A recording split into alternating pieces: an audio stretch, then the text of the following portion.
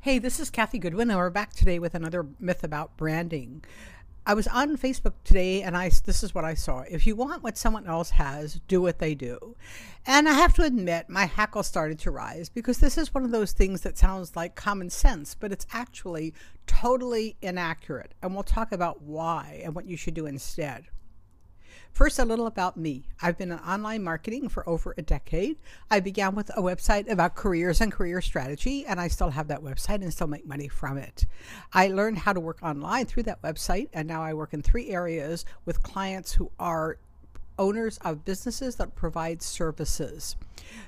I work in 3 areas: strategy, branding, and copywriting. And I believe that copywriting helps you develop your strategy. It's not something that's an add-on after you've done everything else. So let's take a look at this. Do what I do. Well, this is really kind of follow the leader. It's like a school of fish. If you swim the way the other fish do, you'll turn out like them. But if you think about it, you may remember the fairy tale about the ugly duckling, where this duckling really tried to follow the others and tried to be like them, and everyone thought, oh no, you're so ugly, get away. And that duckling turned out to be a swan. If you're a swan, you aren't going to be able to follow the other ducklings no matter what. And if you're following a leader, if you're not like that leader in some way, and you don't share certain qualities with that leader and certain accidents of time and situation, you really maybe find that you're wasting your time. Here are some examples. First, there's a study of millionaires, several studies of millionaires, and almost all of them have a research design flaw because they looked at successes. They said, okay, you're a millionaire, you're really successful. What did you do to get here? That sounds really good, right? Like, okay, they said, I worked hard, I had a goal, I did this, I chose to own my own business. But the problem is that non-millionaires also did a lot of those things, and some of them never made it to that level, and some of them failed abysmally. In order to have a fair, realistic scientific study, you'd have to compare the actions of 2 groups who did the same thing, and then ask yourself, why did this group find success and the other one did not? You can also look at entrepreneurs, and we're going to see in a moment that's what one author did recently. When Howard Schultz decided to find Starbucks, he didn't go out and say, I'm going to have a strategic plan to sell coffee through coffee shops where people can relax and enjoy their lattes and have conversation. He didn't start out to transform the way we drink coffee. What he did was he went to Europe and he happened to notice some coffee houses. He was already in the business of working with coffee and coffee beans. But when he went to these coffee houses, he started drinking lattes and cappuccinos and noticing the way people reacted and interacted with each other. So he went home and began to take a look at what could be done here in the US. I will tell you, a lot of people have studied that phenomenon, and they would like to replicate what he did. It's been a case study in business schools, it's been studied by journalists, it's been written about, but no one really knows how to make that happen a second time. My own view, it's a combination of his own style, his own personality, and there was a certain moment in time when a lot of people, especially younger people, were more affluent people, we could say, were going to Europe for student trips, and they started hanging out in coffee shops, and they liked that, and they said, I want to do that at home. Plus, we had people around that time who had been in Europe with the military or with other types of enterprises coming back and saying, I know what a coffee shop is, I like that. So the timing was right, and so was his idea. Everything kind of went together.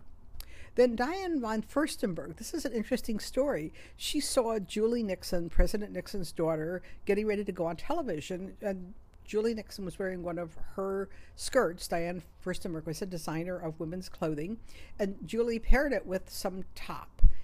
Diane happened to be watching this television show and said, you know, there's an idea there. Maybe we could meld the top and bottom together into a dress. And she developed the wrap dress, which is iconic. That was something that just came to her while she was watching a television program with Julie Nixon Eisenhower. She tried to replicate it later, according to this article. She tried to make it more available to boomer women who had worn those clothes when they were younger, but that didn't work because the boomer figure does not adapt to wrap dresses. But these dresses became very popular with younger women in high school and college. That brought her a whole new area of success. And now that wrap dress is considered one of the fashion icons that people study as a model of what to do. Then there's Microsoft. Microsoft did not have a Windows group that was at the front and center of their strategy. Windows was often a little corner somewhere, and they weren't sure what to do. They were going to work with OS2 and IBM. But there was a group that was dedicated to Windows. They were working away in the back room.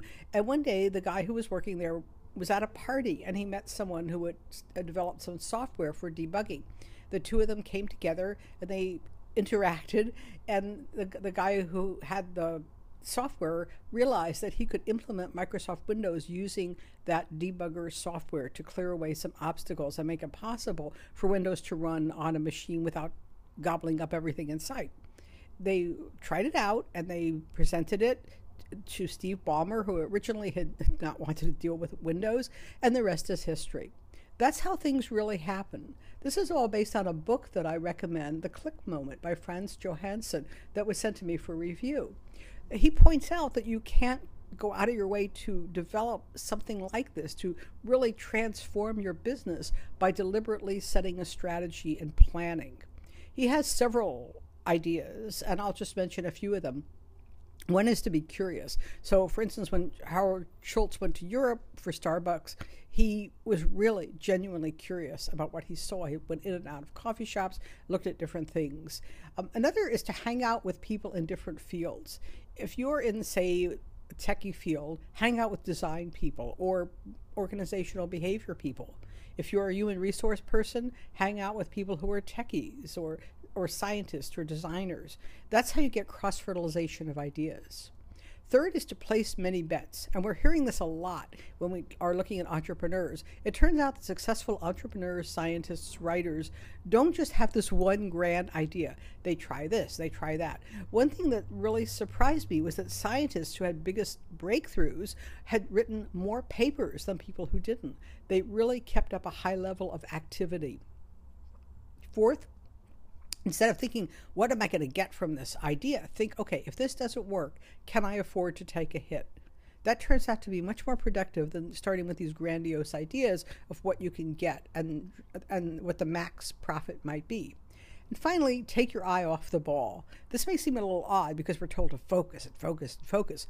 But one of the examples is that famous video about the people who are passing a basketball and a gorilla comes in. When people are so busy worrying about how many times the ball gets passed back and forth, they ignore the gorilla in the room. So a lot of times by focusing very narrowly on an idea you have, it's very easy to ignore the bigger picture and ignore something that's happening in the background.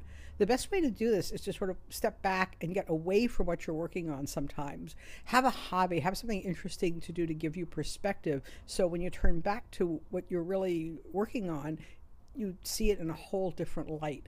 This happens to me over and over when I say, okay, I really shouldn't take time off from what I'm doing to go to my ceramics class or my improv class or visit a friend or go do something at the art museum. But whenever I come back, I'm totally in a different world, and a lot of times a solution just comes to mind without working. So I highly recommend that as a strategy.